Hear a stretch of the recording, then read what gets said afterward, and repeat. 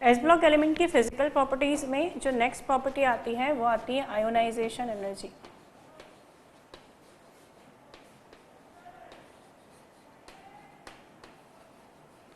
Ionisation energy में आपने एक पॉइंट अगर चेक किया तो कभी इसे आयोनाइजेशन एनर्जी कहते हैं, कभी इसे आयोनाइजेशन एंथैल्पी कहते हैं, और कई बार इसे आयोनाइजेशन पोटेंशियल भी कहते हैं। इसमें थोड़ा सा मैं फ़र्क बताना चाहती हूँ। पहले पढ़ते हैं आयोनाइजेशन एनर्जी होती क्या। जब भी कोई एलिमेंट अगर गैसियस स्टेट में हो,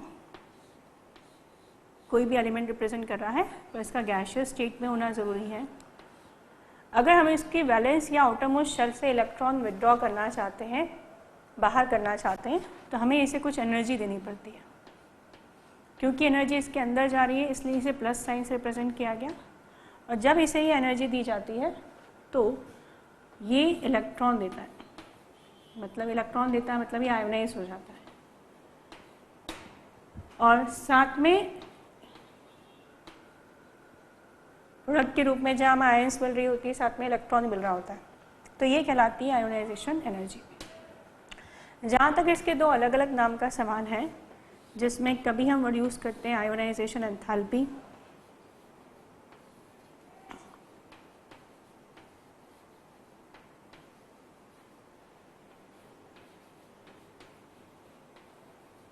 और कहीं इसके लिए वर्ड यूज़ किया जाता है आयोनाइजेशन पोटेंशियल।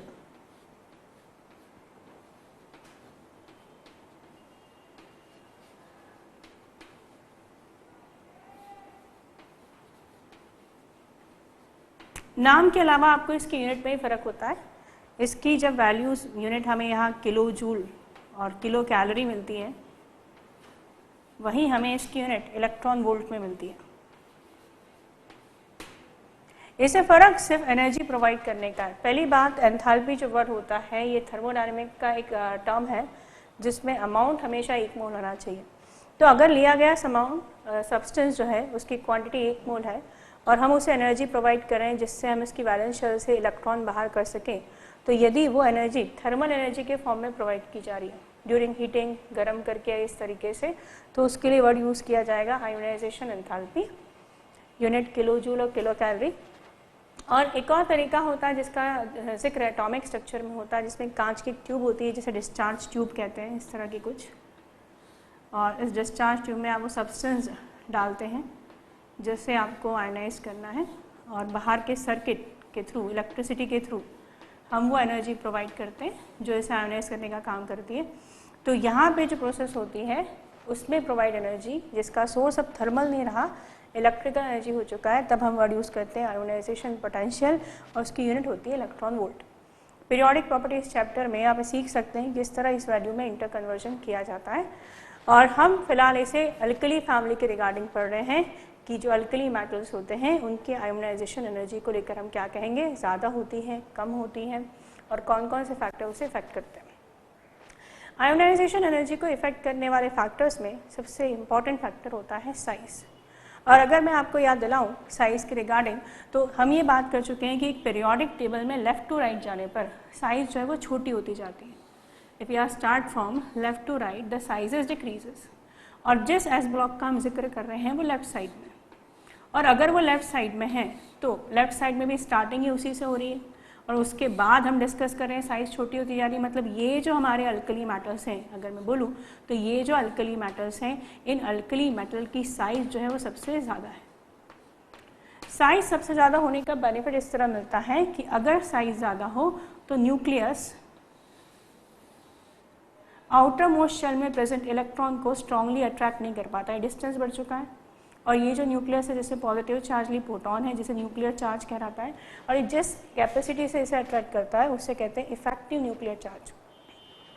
साइज बढ़ने से आउटर मोस्ट शेल का इलेक्ट्रॉन दूर हो चुका है, जिसके कारण ये न्यूक्लियस इसे प्रॉपरली अट्रैक्ट नहीं कर पा रहा है, और उस अट्रैक्शन की स्ट्रेंथ कम होने के कारण ये हो रहा है कि ये जो इलेक्ट्रॉन है वो आसानी से बाहर निकाला जा सकता है।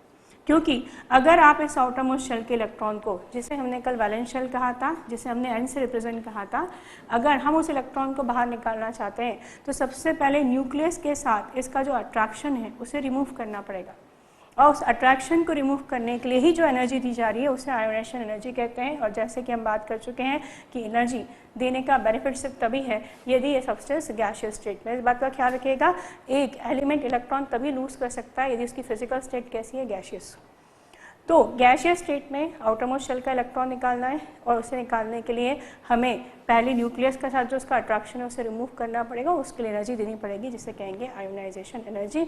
और अल्कली मेटल में ये करना आसान है क्योंकि लेफ्ट साइड में होने के कारण इन एलिमेंट्स की साइज़ बहुत बड़ी है और साइज़ बड़ी होने से हमने कहा आउटरमोस्ट शेल पे इलेक्ट्रॉन पे अट्रैक्शन बहुत कम है, इसलिए हम आसानी से थोड़ी एनर्जी देकर भी इसे बाहर निकाल सकते हैं।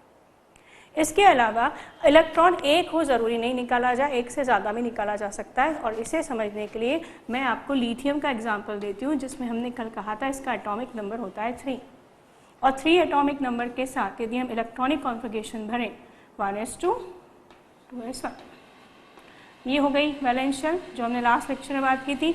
और इसके अंदर वाली शेल कहलाती है पेनल्टीमेट शेल जिसे n-1 से रिप्रेजेंट करा जाता है। अब ये फर्स्ट इलेक्ट्रॉन निकल जाएगा। आसानी से निकलने के पीछे दो वजह, एक तो मेटल के एटम का साइज़ बड़ा होना और दूसरा हम जानते हैं कि जैसे ही एक इलेक्ट्रॉन रिमूव करेगा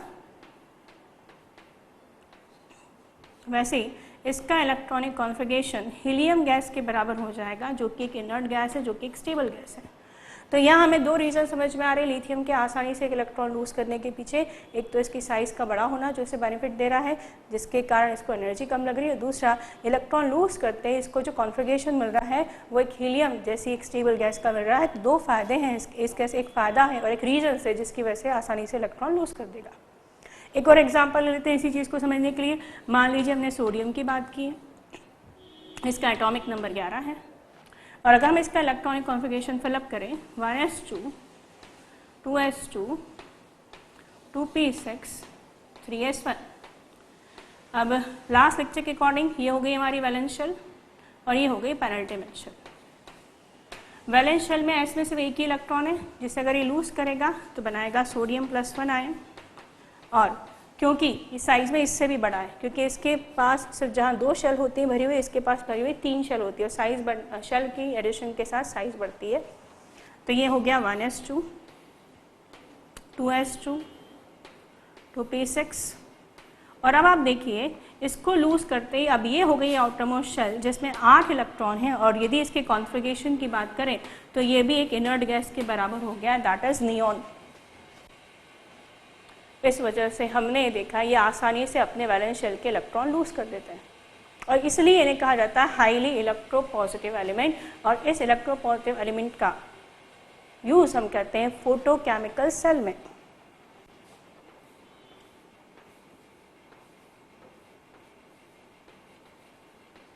फोटोकेमिकल सेल वो सेल होते हैं जो फोटो इलेक्ट्रिक इफेक्ट में काम करते हैं। इस फोटो इलेक्ट्रिक इफेक्ट के बारे में फिजिक्स में भी और फिजिकल केमिस्ट्री में एटॉमिक स्ट्रक्चर में भी डिस्कस किया जाता है कि कुछ मेटल सरफेस ऐसे होते हैं जिनमें यदि सनलाइट डाली जाए एक अप्रोप्रिएट फ्रिक्वेंसी की तो बदले में इलेक्ट्रॉन्स निकलते हैं, इन्हें कहते हैं फोटो इलेक्ट्रॉन्स। और इन फोटो इलेक्ट्रॉन्स को यदि मूव कराया जाए तो आप जानते हैं इलेक्ट्रॉन के मूवमेंट में अपोजिट डायरेक्शन में करंट फ्लो करता है और उस करंट फ्लो को हम अलग अलग तरह से यूज़ कर सकते हैं। और जिस सेल में ये मैकेनिज्म काम लिया जाता है उसे कहते हैं फोटोकेमिकल सेल। आप ये बात समझते हैं कि मौसम सब एक जैसे नहीं रहते और मौसम चेंज होने के साथ सन एनर्जी की इंटेंसिटी भी लगातार चेंज होती है। जैसे गर्मियों के मौसम में जहाँ ये इंटेंसिटी बहुत ज़्यादा होती है, ठंड के मौसम में बहुत कम होती है। उसी तरह बरसात के मौसम में भी इसमें कमी आ जाती है। और हमारे लिए ज़रूरी है कि फोटोकेमिकल सेल में ऐसा मेटल यूज़ करें जो कम से कम एनर्जी में आसानी से इलेक्ट्रॉन को बाहर निकाल सके, जिससे मौसम के हिसाब से सेल की वर्किंग इफेक्ट ना हो।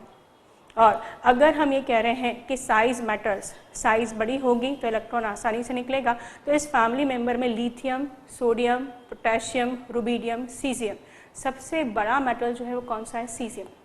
और सीजियम के बड़े होने के कारण यह सबसे आसानी से अपना वैलेंस शेल का इलेक्ट्रॉन निकाल सकता है even in low intensity of sunlight. इसकी वजह से इसे फोटो केमिकल सेल में यूज़ किया जाता है। सीजियम के अलावा याद रखिएगा पोटेशियम का यूज़ भी यहाँ किया जाता है। पोटेशियम का जिक्र लास्ट लेक्चर में भी हुआ था, जहाँ इसमें एनोमली दिखी थी हमने। कुछ ऐसी चीज़ें होती हैं जो बार बार रिपीट होती है एग्जामिनेशन में, स्पेशली उस पर ध्यान देना हमारे लिए बहुत ज़रूरी है। और याद कीजिए, मैंने कहा था डाउन द ग्रुप डेंसिटी बढ़ती है, फिर एक एनोमली है, पोटेशियम की डेंसिटी सोडियम से कम होती है, साइज़ बड़ा है उसका। वही बड़ा साइज़ यहाँ भी इसको बेनिफिट दिला रहा है कि फोटोकेमिकल सेल में मेनली 2 मेटल यूज़ किए जाते हैं। कौन कौन से? सीजियम और पोटेशियम।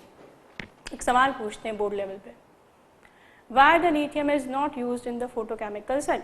इन्हीं फोटोकेमिकल सेल में लिथियम का यूज़ क्यों नहीं किया जाता? वजह ऑब्वियस है, हमने कहा इंटेंसिटी वेरिएट हो रही है, उसके बावजूद भी सेल को काम करना चाहिए। ऐसा नहीं कि गर्मी के मौसम में काम कर रहा है, बाकी मौसम में काम नहीं कर रहा, उसके लिए ज़रूरी है ये बहुत कम इंटेंसिटी पे भी इलेक्ट्रॉन निकाल दे। लिथियम अल्कली मेटल में सबसे छोटा है, छोटा होने के कारण रिलेटिवली बाकी पीरियोडिक मेंबर से कंपेयर करें तो ठीक है, साइज़ बड़ी है, मगर इसके खुद के मेंबर्स में कंपेयर करें तो इसकी साइज़ सबसे छोटी है। और साइज़ छोटी होने से वैलेंस शेल का इलेक्ट्रॉन न्यूक्लियस के पास होता है, स्ट्रांगली बंधा होता है, इसलिए हमेशा उसे हाई इंटेंसिटी ही लगेगी। और ऐसे हाई इंटेंसिटी हमेशा लगना एक अच्छे फोटोकेमिकल सेल का कैरेक्टर नहीं हो सकता, इसलिए हम लिथियम को फोटोकेमिकल सेल में यूज़ नहीं करते हैं। तो ध्यान रखिएगा, फोटोकेमिकल सेल में मेनली सीजियम और पोटेशियम का यूज़ होता है, और वजह है लो आयोनाइजेशन एनर्जी, जिसके कारण दे आर हाईली इलेक्ट्रोपॉजिटिव। अगर ये क्लियर हो गया तो हम सेकंड बात करते हैं। ये बात हमेशा डिस्कस की जाती है कि अगर हम एक के अलावा एक और इलेक्ट्रॉन निकालें, मतलब फर्स्ट के अलावा सेकंड इलेक्ट्रॉन निकालें, तो क्या चेंजेस देखने के लिए मिलेंगे। पहली एनर्जी, जिसे आयोनाइजेशन एनर्जी फर्स्ट कहा जाता है, ये तो हमने देखा काफ़ी कम,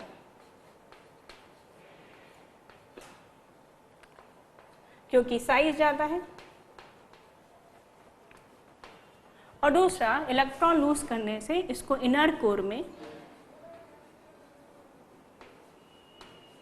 स्टेबल कॉन्फ़िगरेशन मिल रहा है, इनर्ट गैस का कॉन्फ़िगरेशन मिल रहा है। अब ये डिस्कस किया जाता है कि जो फर्स्ट आयोनाइजेशन एनर्जी है उसके कंपेयर में सेकेंड आयोनाइजेशन एनर्जी बहुत ही ज़्यादा होती है, एकदम जंप ले रहा है वो, कम से बहुत ज़्यादा। वजह क्लियर है? आप सोडियम को देख लीजिए। चलिए दोबारा, ये रहा सोडियम जिससे एक इलेक्ट्रॉन निकाला जा चुका है, जिससे कहा उसका इलेक्ट्रॉनिक कॉन्फ़िगरेशन जो है वो गया है 1s2, 2s2, 2p6। अब इसकी जो आउटरमोस्ट शेल है और पूरे कॉन्फ़िगरेशन को नोटिस करें तो किसके जैसा है? ये नियॉन के जैसा। और अगर अभी कॉन्फ़िगरेशन नियॉन के जैसा है तो neon is a inert gas, they are using the word inert. Inert means unreactive toward the reaction, they are not interested to lose electron, क्योंकि ऑलरेडी स्टेबल है, इन्हें कोई बेनिफिट नहीं हो रहा इलेक्ट्रॉन देने से, और नुकसान ही होगा उल्टा, क्योंकि एक स्टेबल से अनस्टेबल कॉन्फ़िगरेशन पे आ जाएगी। तो ऑब्वियस सी बात है, अगर आपको नुकसान करा रहे हो उस मेटल का तो आपको कई गुना ज़्यादा एनर्जी देनी पड़ेगी। और इसलिए हम अगर एक्सपेक्ट करें कि सोडियम +2 के साथ मिले तो मिलता ही नहीं है, क्योंकि ये हाईली अनस्टेबल है। इसलिए मेनली सिर्फ सोडियम की क्या बात करें, जो पॉइंट हमने सोडियम के रेफरेंस से समझा वो तो इस फैमिली के सारे ही मेंबर्स पे अप्लाई होता है। हर एक कोई जैसे ही नेक्स्ट इलेक्ट्रॉन देगा वो स्टेबल से अनस्टेबल कॉन्फ़िगरेशन में आएगा, इसलिए वो सेकंड इलेक्ट्रॉन लूज नहीं करेगा। इसलिए हमेशा एक ही इलेक्ट्रॉन रिमूव करते हैं, और फर्स्ट आयोनाइजेशन एनर्जी के कारण, लो होने के कारण, ये प्रोसेस आसानी से पॉसिबल हो जाती है। तो ध्यान ये रखना है, फर्स्ट टू सेकेंड में मूव करेंगे तो डिफरेंस बहुत ज़्यादा होगा, और ये बहुत ज़्यादा डिफरेंस की वजह ये है क्योंकि एक एलिमेंट स्टेबल से अनस्टेबल कॉन्फ़िगरेशन में जाएगा, इसलिए वो इसे प्रेफर नहीं करेगा। तो ये हुई हमारी प्रॉपर्टी आयोनाइजेशन एनर्जी। और इस प्रॉपर्टी के बाद हम नेक्स्ट पढ़ते हैं इसी से रिलेटेड प्रॉपर्टी, वो है ऑक्सीडेशन स्टेट। नेक्स्ट प्रॉपर्टी जो पढ़ रहे हैं वो पढ़ रहे हैं ऑक्सीडेशन स्टेट।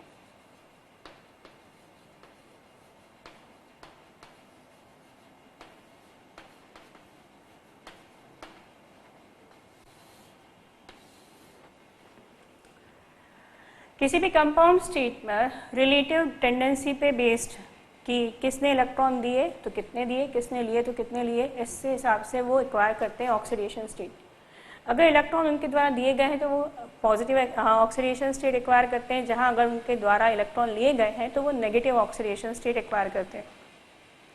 ये पॉइंट मैं आपको क्लियर करना चाहती हूँ कि ऐसा नहीं है कि यदि कंपाउंड आयनिक बॉन्ड बना रहा है तो ही उस पर ऑक्सीडेशन स्टेट आती है। अगर कोई आप कोवेलेंट कंपाउंड डिस्कस कर रहे हैं तो देखा जाता है शेयरिंग में किसके टुवर्ड्स ऑक्सीजन, इलेक्ट्रॉन से। एक एग्जांपल देती हूँ मैं आपको। मान लीजिए किसी एलिमेंट ई और ऑक्सीजन के बीच में कोवेलेंट बॉन्डिंग है और ये सिंगल बॉन्ड जैसे कि हम जानते हैं कि इलेक्ट्रॉन की पेयर को रिप्रेजेंट कर रहा है, तो यहाँ पे अगर ये ई रिलेटिवली पॉजिटिव है नेचर में और ये इलेक्ट्रोनेगेटिव नेचर का है, तो हम ये मानेंगे कि एक्चुअल पोजीशन में ये जो इलेक्ट्रॉन पेयर है वो ऑक्सीजन के ज़्यादा करीब है और एलिमेंट से दूर है। तो जिससे दूर है वो पॉजिटिव ऑक्सीडेशन स्टेट एक्वायर करता है, उसके एक इलेक्ट्रॉन दूर है तो +1 एक्वायर कर लेगा, और इसके एक पास है तो ये -1 ऑक्सीडेशन स्टेट एक्वायर कर लेगा। और मैं आपको एक बात और क्लियर कर लूँ कि ऐसा नहीं होता कि इस तरफ की शिफ्टिंग का मतलब ये कि इसकी शेल से ही चले गए। तो शेयरिंग एरिया जो होता है उस शेयरिंग एरिया में ही रखे रहते हैं, बस उस शेयरिंग एरिया में रिलेटिव डिस्टेंस के बेसिस पे एलिमेंट से दूर हो चुका है और ऑक्सीजन के वो पास में जा चुका है। खैर फिलहाल हम जिन कंपाउंड्स की बात कर रहे हैं उसमें लिथियम को छोड़ दिया जाए, क्योंकि lithium mainly covalent bond prefer करता है, रीजंस भी हम देखेंगे। बाकी सब कंपाउंड तो आयनिक बॉन्ड बनाते हैं और आयनिक बॉन्ड में वो इलेक्ट्रॉन लूज करते हैं, और जैसे कि हमने अभी देखा they prefer to lose only 1 electron, इसलिए हमेशा उनमें आपको +1 ऑक्सीडेशन स्टेट देखने के लिए मिलती है। तो आप जितने भी कंपाउंड्स देख लें अल्कली मेटल्स के, दे शो +1 ऑक्सीडेशन स्टेट, वो एक ही इलेक्ट्रॉन देते हैं, क्योंकि सेकेंड इलेक्ट्रॉन देने में हमने देखा उनको बहुत ज़्यादा नुकसान है।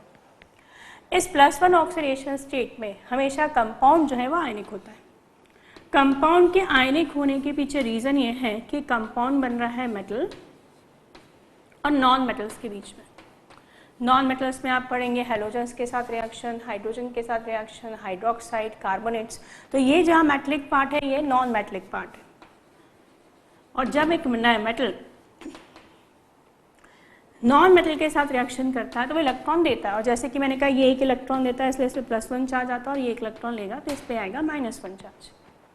अब ये बॉन्ड मैंने कहा आयनिक है, तो इसमें एक एक्सेप्शन जानना बहुत ज़रूरी है, और वो एक्सेप्शन है लिथियम।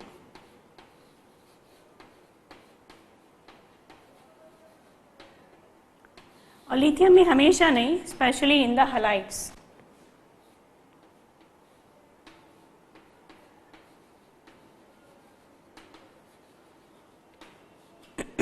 लिथियम एक अल्कली मेटल्स है।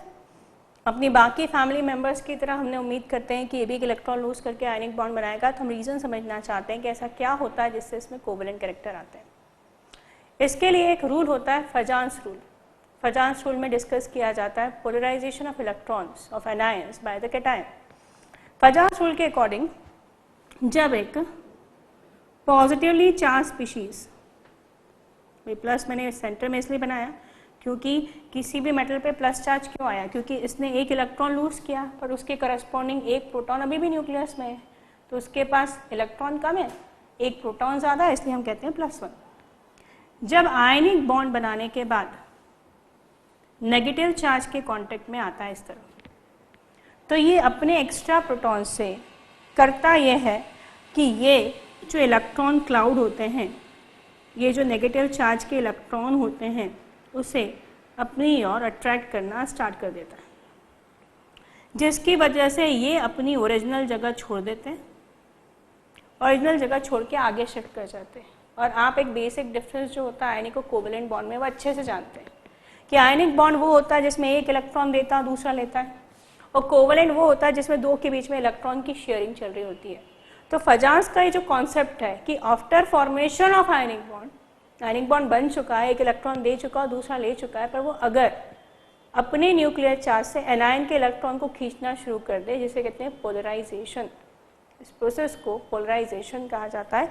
तो अगर वो इलेक्ट्रॉन को इस तरह खींचना शुरू कर दे तो ये जो इलेक्ट्रॉन के क्लाउड हैं वो इन दोनों के बीच में आ जाएंगे, और इन दोनों के बीच में आने से एक आयनिक कंपाउंड में कोवेलेंट कैरेक्टर आ गए। और यही वजह होती है कि लिथियम में आते हैं। लिथियम में ही ज़्यादा क्यों आते हैं, तो आप देखिए कि यहाँ पर वो जो इसे अट्रैक्ट कर रहा है वो तो न्यूक्लियस के अंदर है, और न्यूक्लियस के आसपास शेल होती हैं। तो आप खुद सोचिए अगर ये शेल ज़्यादा होती, अगर इस कैटायन की साइज़ बड़ी होती तो न्यूक्लियस इस एनायन से दूर हो जाता और वो अपना इफेक्ट इतना नहीं शो कर पाता। और हम जैसे जानते हैं कि लिथियम के आगे पीरियड नंबर 2 था, मतलब initially it are having 2 shell with electrons. इसमें 2 शेल थी जिसमें इलेक्ट्रॉन था। अब आउटर मोस्ट शेल तो गई, तो इसके सिर्फ कितनी शेल है? एक शेल।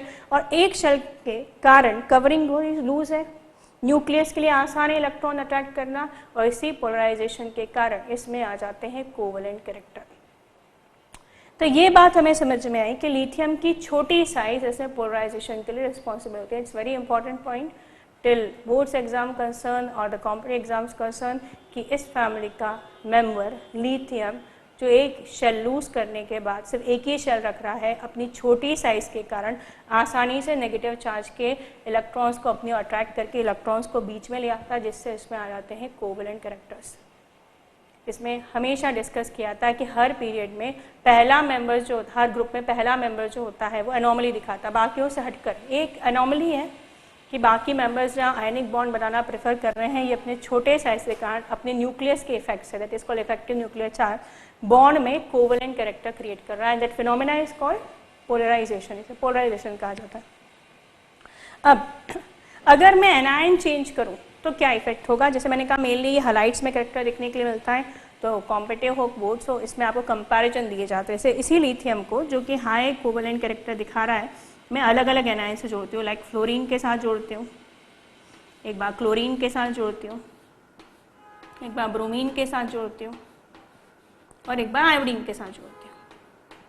लिथियम छोटा है, पोलराइजेशन से अपने सारे कंपाउंड में कोवेलेंट कैरेक्टर क्रिएट कर रहा है। मगर मुझसे ये सवाल पूछा जाए सबसे ज़्यादा कोवेलेंट कैरेक्टर किस में और कम किस में, बहुत आसान है जवाब देना कि अगर ये एनायन साइज में बड़ी है तो ये इसके करीब आ चुकी, जिसके कारण इसके लिए आसान हुआ।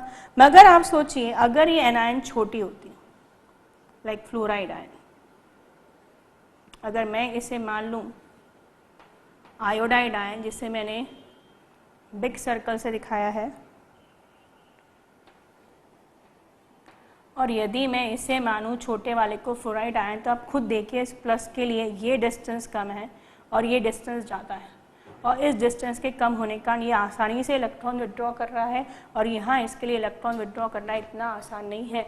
इसका मतलब larger the anion more will be the polarisation, and more is the polarisation more will be the covalent character. Important चीज़ है, फिर से दोहरा दूँ, जितनी बड़ी एनायन होगी लिथियम के लिए उसे पोलराइज करना उतना ही ज़्यादा आसान होगा, जिससे कोवेलेंट कैरेक्टर उतना ही ज़्यादा आएगा।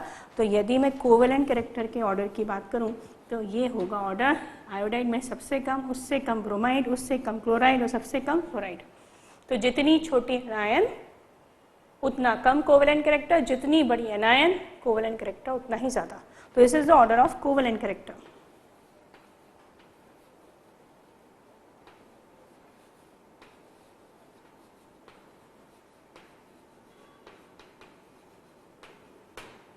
ठीक है, अब ये जो ऑर्डर ऑफ कोवेलेंट कैरेक्टर है उससे प्रॉपर्टीज पे क्या इफेक्ट पड़ता है, उसको लेकर आपसे ये भी एक स्टेटमेंट बोला जाता है, आप समझ सकते हैं कि आप ये जानते हैं केमिकल बॉन्डिंग में कहा जाता है आयनिक बॉन्ड स्ट्रांग होते हैं, कोवेलेंट बॉन्ड वीक होते हैं। तो अगर आप कंपेयर करो तो अगर ये सबसे ज़्यादा कोवेलेंट है तो सबसे ज़्यादा आयनिक ही है, तो मतलब इस हिसाब से सबसे ज़्यादा स्ट्रॉन्ग बॉन्ड ये है और सबसे वीक बॉन्ड ये है।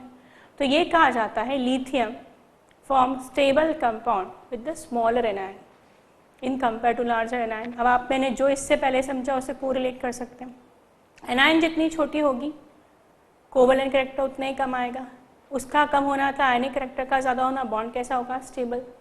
और लिथियम अगर बड़ी एनायन के साथ जुड़ेगा तो कोवेलेंट कैरेक्टर ज़्यादा, तो बॉन्ड अनस्टेबल। तो फिर से सुनिए, lithium form strong bond with the smaller anion in compare to larger anion. बनी एनायन के कंपेयर में छोटी एनायन के साथ ही ज़्यादा बेटर बॉन्ड बना पाता है, क्योंकि वो बॉन्ड कैसा होता है, आयनिक।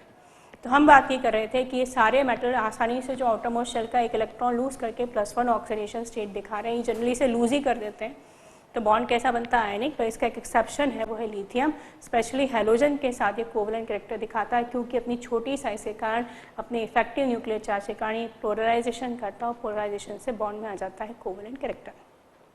एक और चीज़ है देखने लायक, अगर हम लिथियम के एग्जाम्पल से समझ रहे हैं तो देखिए, ये रहा लिथियम जिसका इलेक्ट्रॉनिक कॉन्फ़िगरेशन था 1s2 2s1, और अनपेयर्ड इलेक्ट्रॉन के कारण, जिनमें अनपेयर्ड इलेक्ट्रॉन होते हैं वो कहलाते हैं पैरामैग्नेटिक कंपाउंड।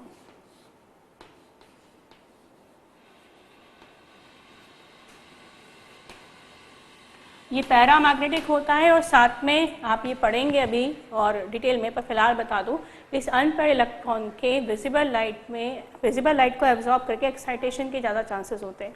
और कोई भी चीज़ कलरफुल तब नजर आती है यदि वो विजिबल लाइट एब्जॉर्ब हो। कोऑर्डिनेशन केमिस्ट्री में पढ़ते हैं आप, ये लोग ट्रांजिशनल एलिमेंट आप पार्ट उठाते हैं तो उसमें ये बात का जिक्र होता है कि अगर कोई एलिमेंट विजिबल लाइट एब्जॉर्ब करेगा तो कलरफुल दिखेगा। तो यही वो आउटरमोस्ट शेल का इलेक्ट्रॉन है जो विजिबल लाइट एब्जॉर्ब करता है, इसलिए कलरफुल दिखते हैं। मगर जैसे ही ये लिथियम आयन में कन्वर्ट हो जाएगा, अब इसके पास कोई अनपेयर्ड इलेक्ट्रॉन नहीं बचा, मतलब ये पैरामैग्नेटिक से क्या हो जाएगा, डायमैग्नेटिक। और जिसके एक्साइटेशन से इसके पास कलर आ रहे थे वो इलेक्ट्रॉन भी चला गया, और यदि वो इलेक्ट्रॉन चला गया तो अब ये कलर नहीं दिखाएगा। हाँ, अगर इन कंपाउंड्स में कलर है, जैसे अगर मैं कहूँ सोडियम डाइक्रोमेट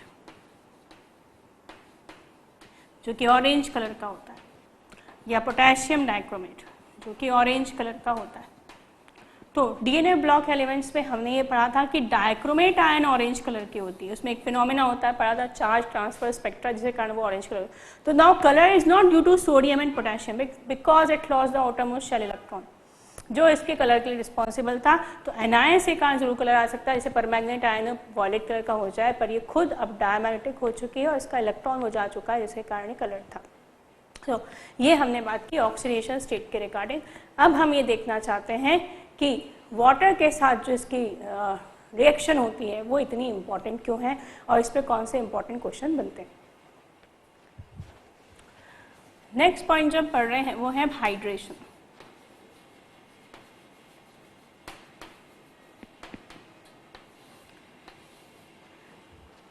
जब भी किसी अल्कली कंपाउंड्स या जनरल ये बात करें वो सभी मेटल कंपाउंड्स पे लागू होती है, खैर स्पेशली अगर मैं हैलाइड्स की बात करूं, जब भी कोई अल्कली कंपाउंड्स वाटर में डाला जाता है तो ये जो अपनी वैलेंसी चार्ज होती है, weak valency charge word use कर रही हूँ, वजह यह है क्योंकि फिलहाल ये इससे जुड़ा हुआ है, तो अपनी मैक्सिमम अट्रैक्शन जो है वो तो इस पर लगा रहा है, वो वाटर में डाला जाता है।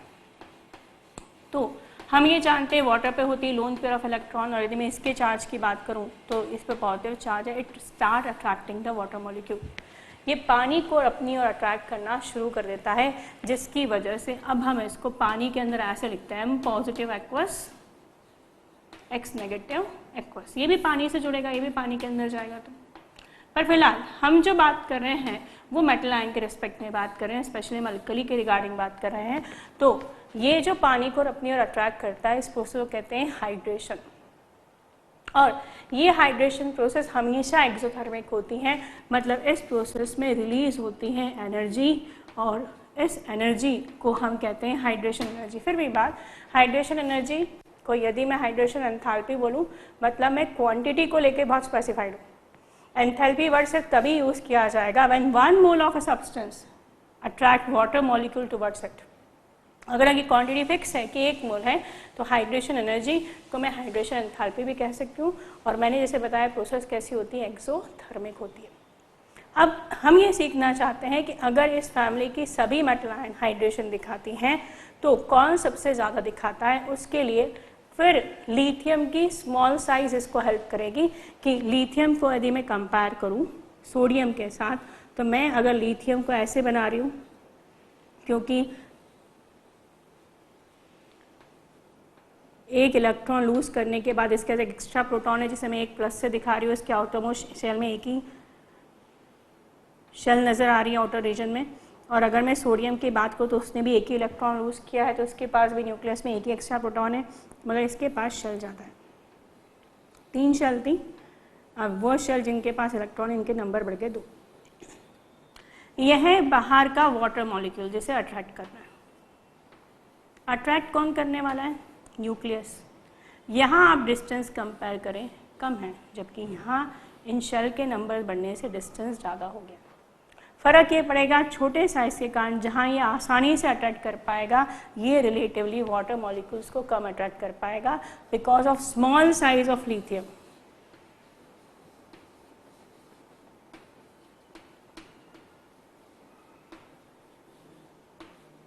+1 it show maximum hydration। ये सबसे ज़्यादा वाटर मॉलिक्यूल के साथ जुड़ता है। and the maximum hydration result to maximum hydration enthalpy। मतलब जब ये पानी से जुड़ता है तो ये सबसे ज़्यादा एनर्जी रिलीज करता है, मैक्सिमम हाइड्रेशन एंथैल्पी।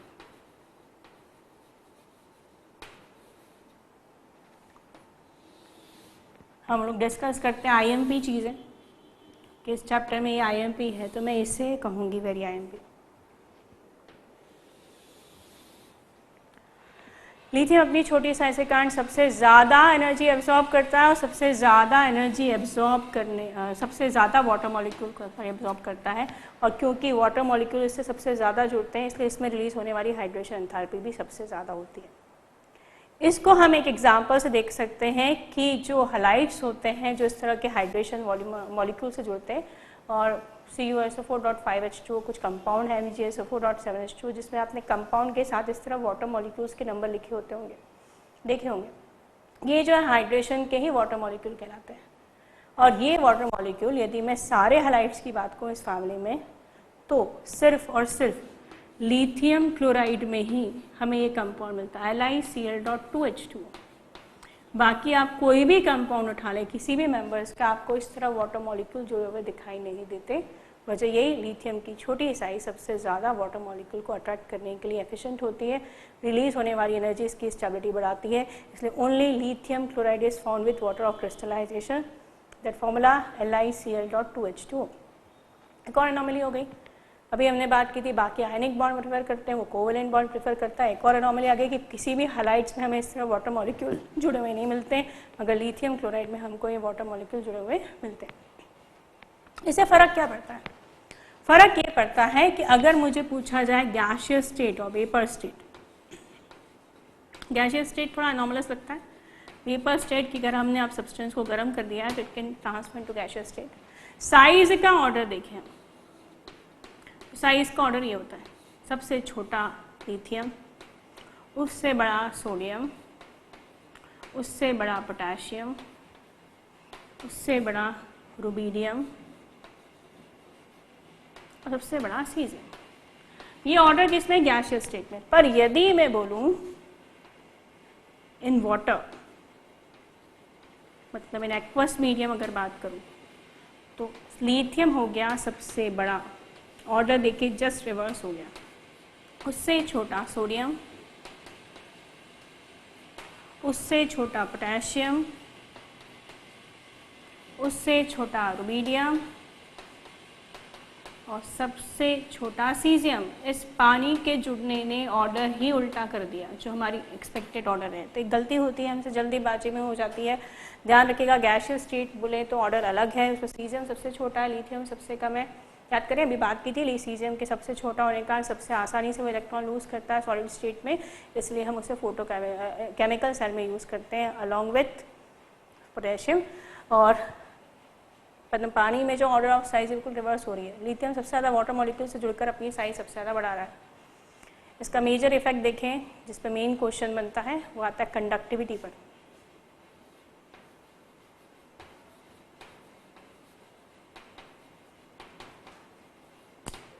कंडक्टिविटी को मैं थोड़ा समझाना चाहती हूँ, या इलेक्ट्रोकेमिकल सेल की तरह नहीं, इलेक्ट्रोलिटिक सेल के बेसिस पे कंडक्टिविटी की बात की गई है, जिसमें हम ये पढ़ते हैं कि एक कंटेनर लिया जाता है, इस कंटेनर में दो रॉड्स डाले जाते हैं, एक रॉड होता है एनोड और एक रॉड होता है कैथोड। एनोड जहाँ पॉजिटिवली चार्ज है वहीं कैथोड नेगेटिवली चार्ज है। ये रेडॉक्स रिएक्शन इलेक्ट्रोकेमिस्ट्री का पार्ट होता है, फिजिक्स में भी आप डिस्कस करते हैं। शॉर्ट में बता रही हूँ जितना इसके लिए ज़रूरी है।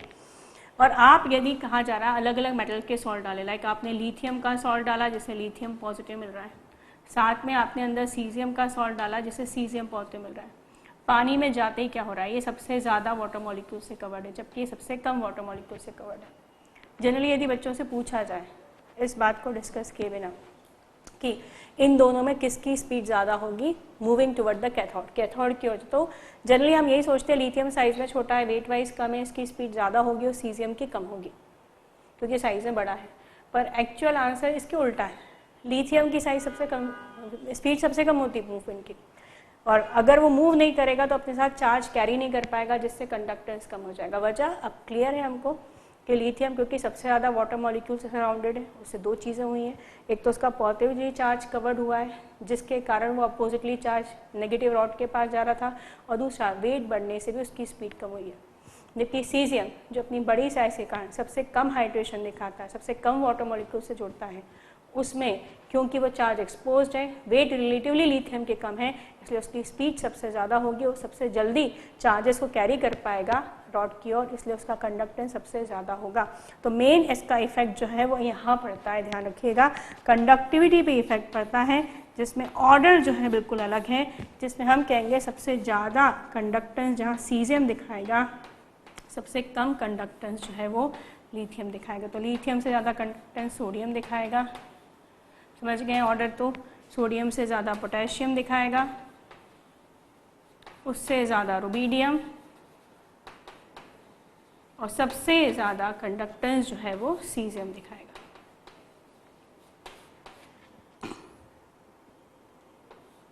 तो सीधे जो पॉइंट है वो कंडक्टिविटी को इफेक्ट करता है। तो hydration is very important thing, जिसमें हमें याद रखना है लिथियम सबसे ज़्यादा हाइड्रेशन दिखाता है, इसलिए उसके द्वारा रिलीज की गई वैल्यू भी एनर्जी की सबसे ज़्यादा होती है।